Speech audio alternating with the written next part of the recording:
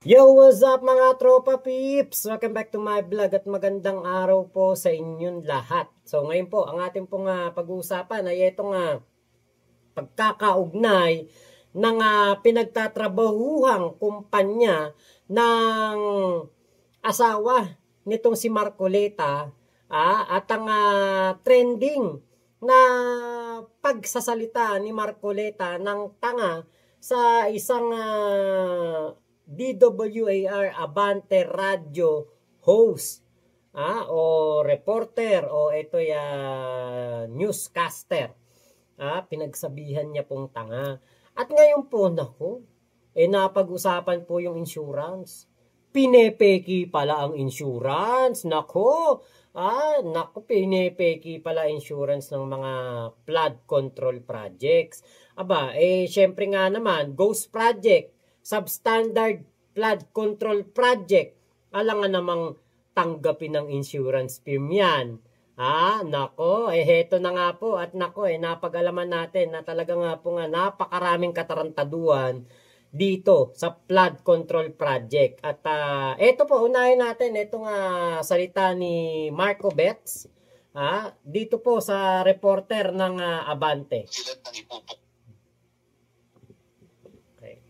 sa akin. Pero hindi ho ba dapat, Senator, manggaling din sa inyo ang delikadesa na, yung asawa ko, kumbaga nagsiservisyo dito, mayroon siyang, kumbaga, transaksyon dito, hindi kaya marapat nga ako, dumistansya muna. Sino? Sino di distansya? Kayo po, dito sa ginagawang investigasyon sa Senado. Meron ba akong kinalaman dun sa mga insurance companies? Delikadesa nga po, Senator, kasi misis nyo po yung nandun. Siyempre may kukunik-kunik na ho yan.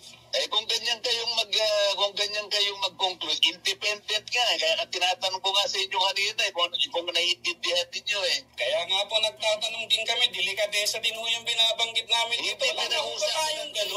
Dahil wala akong connection doon. Ang asawa ko, independent. Yun nga po, asawa niyo yun Nakikipagdebate ka pa sa akin Akala ko ba, magtatanong ka lang. Nagtatanong din po kami, pero ipupoint out ko rin po yung argument namin dito. Delikadesa, parang may connection ako Wala nga Naintindihan mo yun? Sige sir, salamat na lang po. Tama. Inabot ko pa yun, Sen. Tinawag mo kami ritong tanga. Diba, ano yan? Yan ba yung mambabatas na ibinuboto nyo? Hindi nga niya masagot yung word na delikadesa Yun!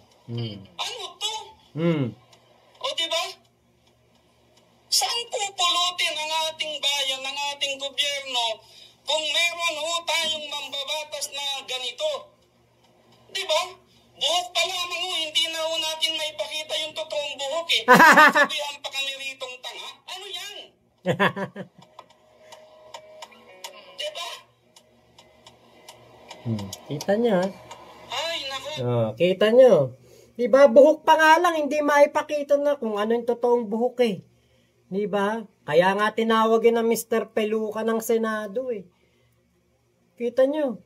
Napaka-arugante. Kapag nakokontra, mangtatawag ng tanga. Diba? Delikadesa po ang pinag-uusapan, Senator Rodante Marcoleta. Pero alam niyo po, ito, sabi ko nga po sa inyo, kapag tama si Marcoleta, kakampihan ko. At kapag mali si Marcoleta, kukondenahin natin. Pero alam niyo po, dito po sa part na ito, pasensya na kayo sa mga manonood natin, tama po si Marcoleta hindi po sa kinakampihan ko si Marcoleta, pero tama po siya. At pagdating po sa usaping delikadesa, wala po siya nun. Kaya hindi niya alam yun. Ikaw ba naman may delikadesa ka, kakandidato ka sa linya o ticket na ang mga kasama mo'y kriminal? At ang mag-e-endorso sa'yo ay kriminal? Kung matinong tao yan, sumama siya sa senatorial lineup ni Digong na isang kriminal. Sino kasama niya sa lineup? Ang manyakol na pastor na gabi-gabing nambubulog ng kanyang mga pastoral. Si Kibulok. Nang hanggang ngayon nabubulok sa kulungan. Kriminal. So ang nag-endorso, kriminal. Kasama sa mga diyan sa kanyang kumbaga lineup, kriminal. Isa pang nag-endorso si Robin Padilla, kriminal. Kung yan ba matinong tao, sasama ba yan sa ganyang grupo? Kung yan ba matinong tao, kakampihan ba niyan si Lustay? Si Sara Duterte? Kaya nga po, pasensya na po kayo, ka Marlo. Siya yung yung reporter, Marlo pangalan niyan. Napapanood ko siya sa Abante. Pasensya na po kayo kasi yung pong word na delikadesa out of dictionary yan. Ni Marcolets. Wala po sa dictionary yan ni Marcobeta. Hindi niya po alam ang ibig sabihin ng delikadesa. Dahil nung yan po'y kumandidatong senador at naka-line up, sumali sa lineup ni Digong. Nagka-amnesia na po yata yan at hindi niya na alam ang word na delikadesa. Kaya kahit ano pa pong paliwanag ninyo, para sa delikadesa, para sa, kumbaga, para hindi ma-involve ang kanyang pangalan na darating ang mga panahon ay malalaman natin. Actually, di ba, very soon nga talaga itong nangyari na nailabas po ng bilyonaryo na yung asawa ni Marcobeta ay tauhan ng stronghold na kung saan ito ang may kumbaga hawak nitong insurance ng mga diskaya, di ba? Very soon nalaman natin kagad. Kala ko ito mga gantong pangyayari malalaman natin mga after 5 years pa. Pero nalaman po natin dasunes. Di ba? Hindi po talaga yan tatanggapin ni Marcobeta dahil nga po wala po siyang delikadesa. Walang puso yan. Walang konsensya yan. Wala yang pagmamahal sa mga Pilipino. Hanggat ang kagustuhan niyan ay hindi nangyayari na maiupo sa Malacanang si Sara Duterte at maiuwi si Digong dito sa Pilipinas.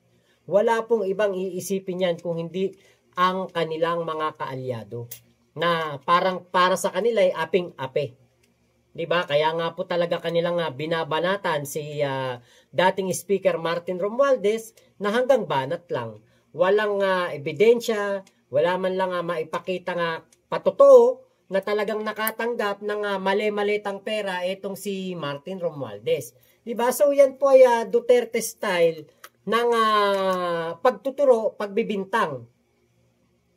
Katulad ni Orly Gutesa, nabayani ng mga DDS ngayon dahil ang tapang daw, pero wala namang naipakitang ebidensya. Hinangaan ng dalawang magigiting na abogado, Marcobeta at Chis Caldero. Diba? Biruin niyo yan. Dalawang magiting na abogado yan bago mga naging senador. Pero pinaniwalaan si Orly Gutesa. So yung delikadesa po, wala na po yan. Out of context. Wala na po yan sa isipan ni si Mangot. Kahit ano pang sabihin ni Camarlo kay Marcobeta, hindi niya maintindihan. Ano ba yung delikadesa?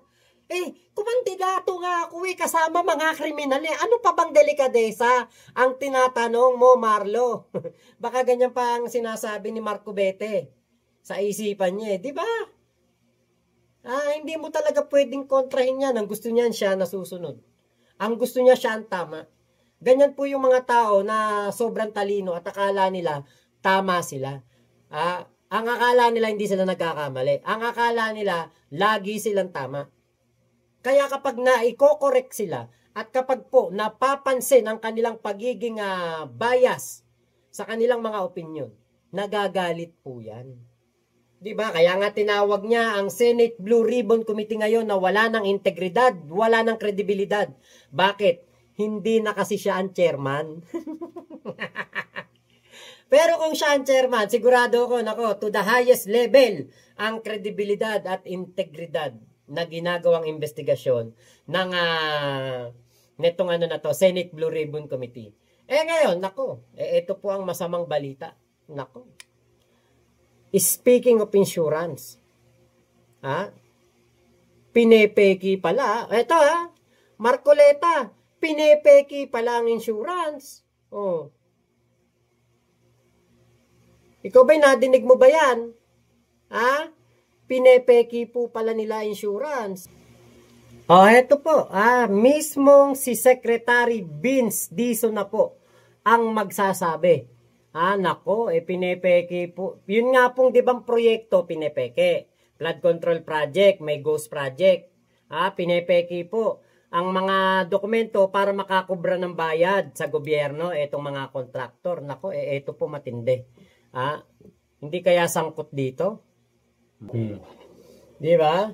Kita nyo diyan napapasok ngayon yung delikadesa na tinutukoy ni Camarlo dito kay Marcoleta. Ito pong issue na ito ng korupsyon. Yung mga ghost project, di ba? Naka-insured yan. Bukod pa daw po sa warranty. So ngayon, katulad niyan, kung totoo na kliyente ng Stronghold, etong mga Diskaya, at meron silang mga pina-insured dyan sa Stronghold na mga proyekto, aasikasuhin kaya nila yan? Babayaran kaya nila yan? Diba? Ano ba ang ito kaya nga Stronghold ay hindi sangkot sa mga maanomalya at mga ghost project ng mga ilang kontraktor at ng mismong mga Diskaya din. Di ba? Kasi malaking kumpanya po yan, yung Stronghold Ang nung dati na nagpa-renew ako ng sasakyan, yung lumang yung lumang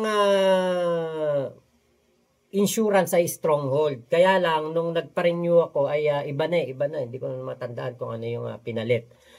Pero ngayon ko lang po nalaman na talagang kumbaga buong Pilipinas at napakalaki po ng sakop nitong Stronghold.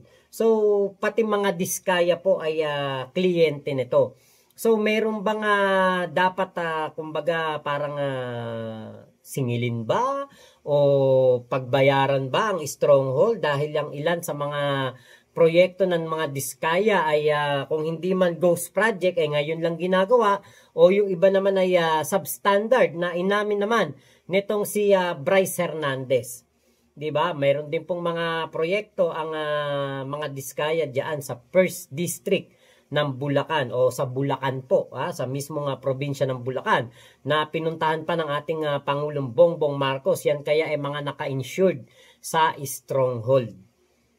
Bukod pa po yan doon sa warranty. Kaya nga po, di ba, kung ganyan po kumbaga sila kapusakal kasi naging kampante sila nung panahon ni Digong na lusot sila sa mga ganitong kalakaran.